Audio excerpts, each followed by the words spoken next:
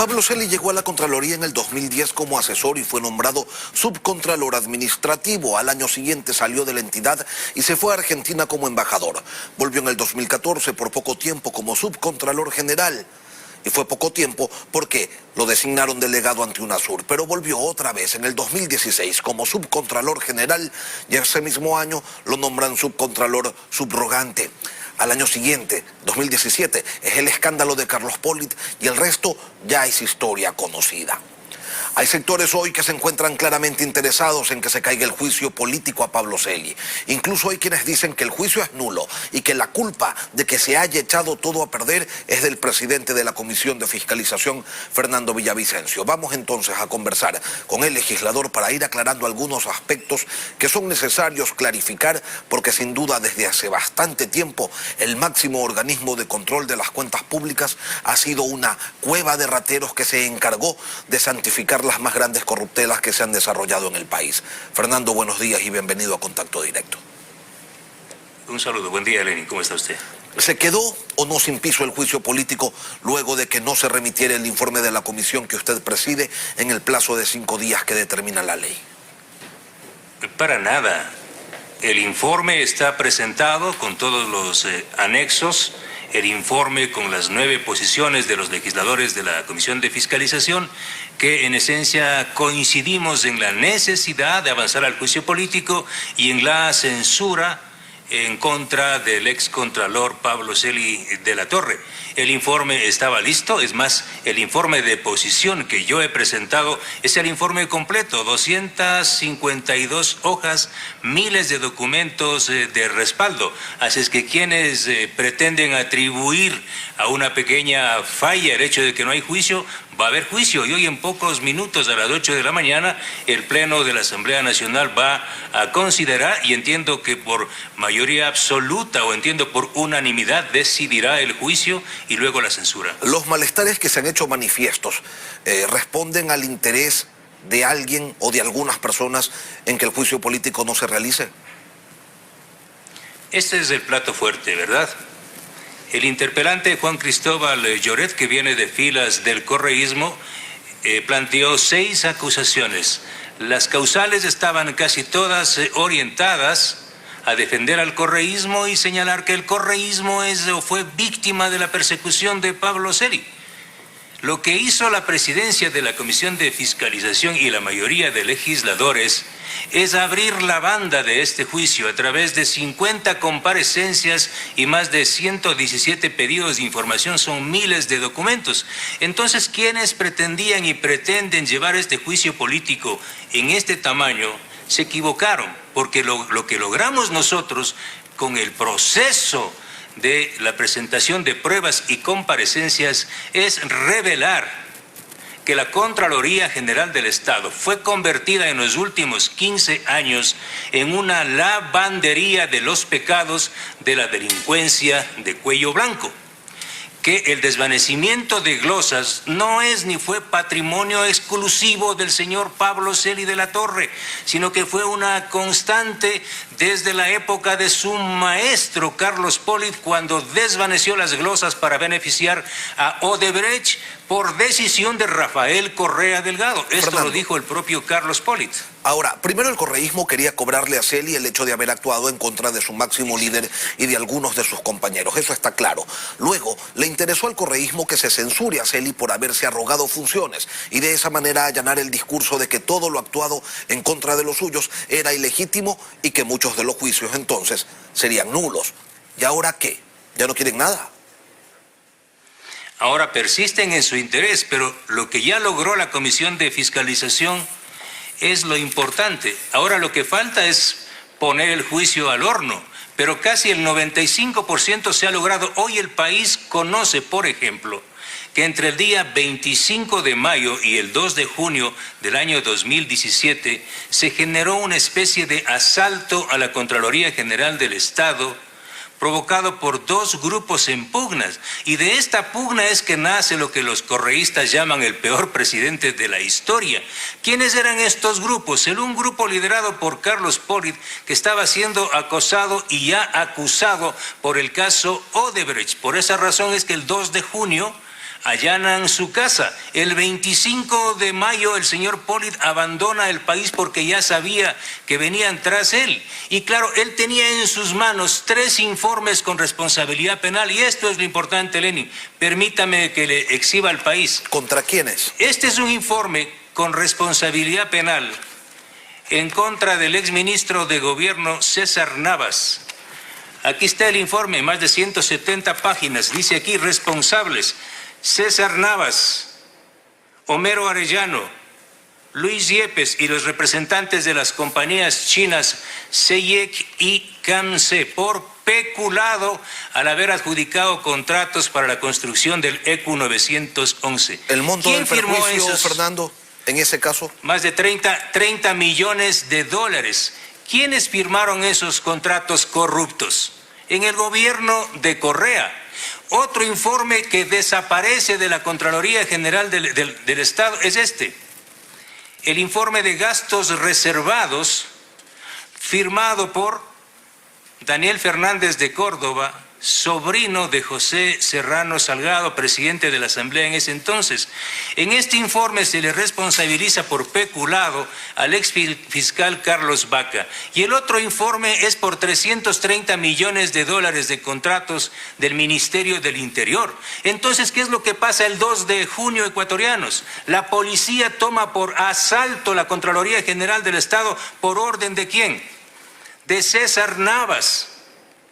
El 2 de junio el fiscal Carlos Baca, que no podía ser fiscal porque tenía un informe con responsabilidad penal, ¿sí?, ordena el allanamiento a la casa del contralor de ese entonces, Carlos Pollitt. Pollitt huye y mire lo más grave que se confirma en la investigación que tiene la Comisión de Fiscalización, que el presidente de la Asamblea de ese entonces, José Serrano Salgado, envía 2 emisarios privados a Miami para que Carlos Pollitt firme la renuncia. Aquí está la renuncia firmada por Carlos Pollitt el 13 de junio del año 2017. Es decir, el señor firma ante el presidente de la Asamblea. ¿Y a quiénes envió? ¿Sí saben los ecuatorianos a qué emisarios envió José Serrano a Miami? Nada más y nada menos que al gran empresario de seguros y reaseguros, Diego Sánchez, y al abogado guayaquileño JJ Franco. Es decir, ¿qué Estado fallido y delincuente es este que envían a 2 personas extrañas al poder a hacerle firmar a Carlos Pollitt esa renuncia? Y esto es mucho más grave. Fernando. Esto es de antier. Permítame, Lenin. Sí, adelante. Esta es la respuesta de antier de la Asamblea Nacional. Yo le he consultado a la presidencia de la Asamblea si fue legal la renuncia de Carlos Pollitt a la Asamblea Nacional, ante la Asamblea Nacional, y permítame leer textual. En caso de renuncia de este funcionario, ¿qué efecto jurídico tiene presentar dicho acto ante el presidente de la Asamblea Nacional?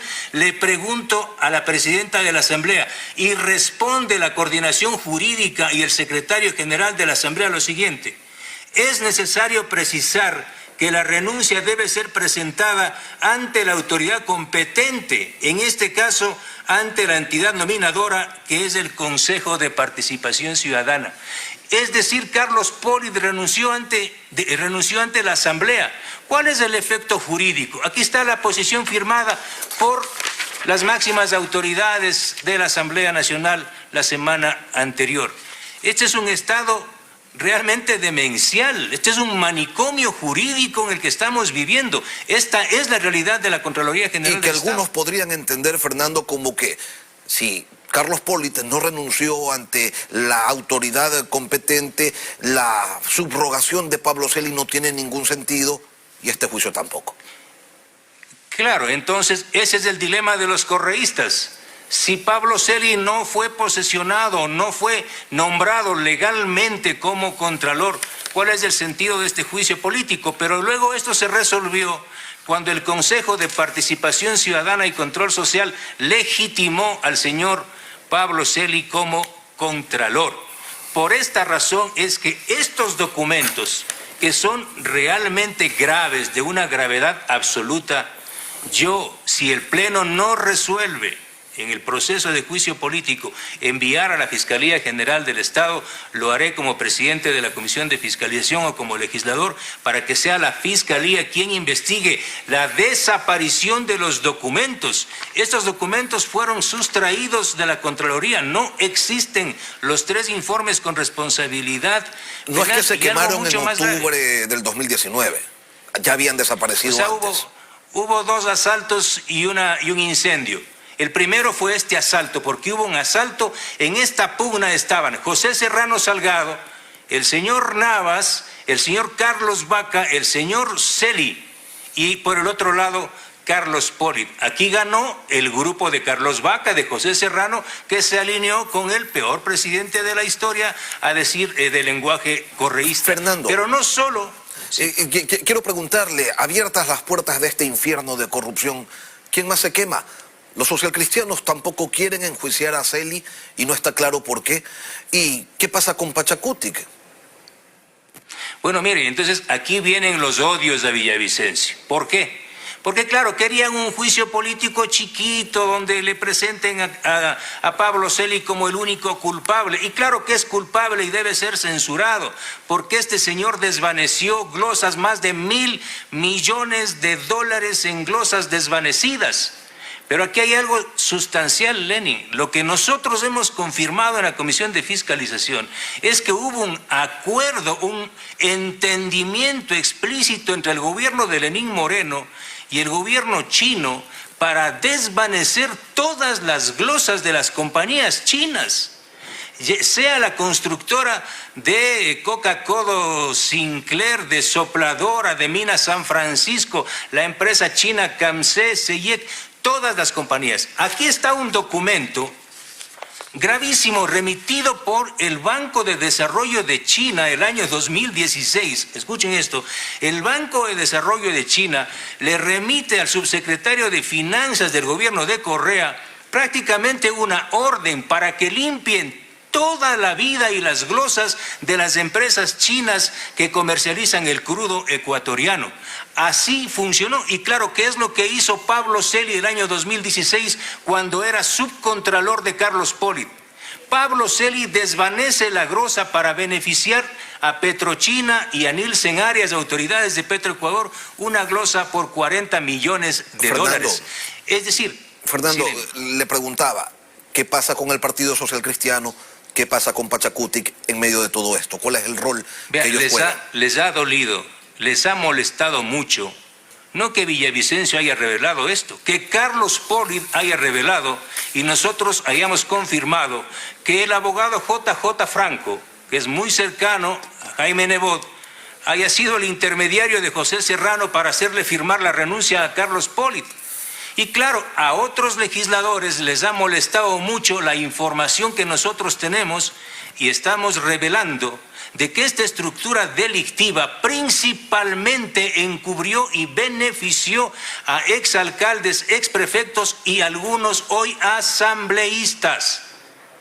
Esta es la realidad. El informe que tenemos nosotros confirma que de 3.205, preciso la cifra, de 3.205 informes con responsabilidad penal emitidos por la Contraloría, la gran mayoría son para alcaldes y prefectos, algunos de ellos hoy asambleístas.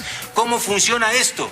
Los asambleístas pactan y se reparten el control de las direcciones provinciales de la Contraloría General del Estado. Entonces aquí se ha confirmado que el correísmo y el morenismo son lo mismo y ya mismo empiezan a sangrar por la herida a partir de las 8 de la mañana en el Congreso. Ya les va a escuchar. Por eso, Fernando, es que existe la duda legítima de qué pasa después de la censura de Celi, porque la estructura, esa estructura corrupta, delictiva al interior de la Contraloría, eso no se acaba con un juicio político, pero ya veremos qué pasa más adelante. Y ya veremos qué pasa más adelante. Una depuración que se derrumbe todo y se construya algo nuevo, algo sano. Fernando Villavicencio, presidente de la Comisión de Fiscalización, gracias por acompañarnos aquí en Contacto Directo. Gracias a usted, Lenín. Un buen día.